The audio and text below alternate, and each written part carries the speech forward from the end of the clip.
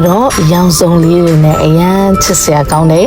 အိမ်မှာကိုယ်တိုင်လုပ်တဲ့ဒီဆုံအချွေတွေပါနော်ကျမကြီးနဲ့အရန်ညီညွတ်ပြီးတော့အရသာလည်းအရန်ကောင်းတယ်တောက်နေတာကတော့ fresh orange juice ပါဒါက carrot juice ပါဒါကတော့ဖျဲသီးအချွေပြီးတော့နောက်တစ်ခုကမုံလာဥအနီကို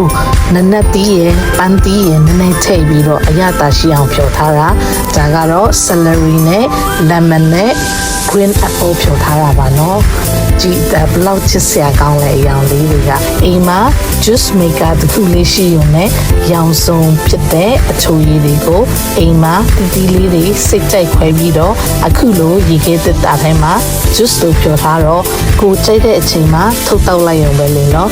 ကလေးတွေက juice အရန်တိုက်ချင်တယ်ဒါပေမဲ့သူများတွေလောက်ထားတဲ့ juice တွေတောက်တော့လေတိုက်တာတိုက်နေရတဲ့စိတ်ထဲမှာမချမ်းသာဘူးเนาะအဲဒါကြောင့်မလို့ချိန်ရတဲ့အချိန်မှာအခုလိုဒီစုံမျိုးစုံကိုဖြော်ထားလိုက်တယ်အရသာရှိပြီးတော့ကျမကြီးနဲ့ညီညွတ်တဲ့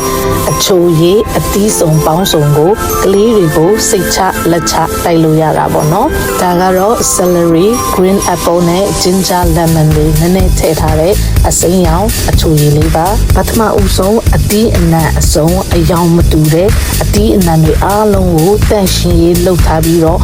စီပုံထားလိုက်မယ်ပြီးပြီဆိုရင်တော့ juice maker မှာကိုကြိုက်တဲ့အသီးလေးကိုဆက်ပြီးတော့တခါတည်း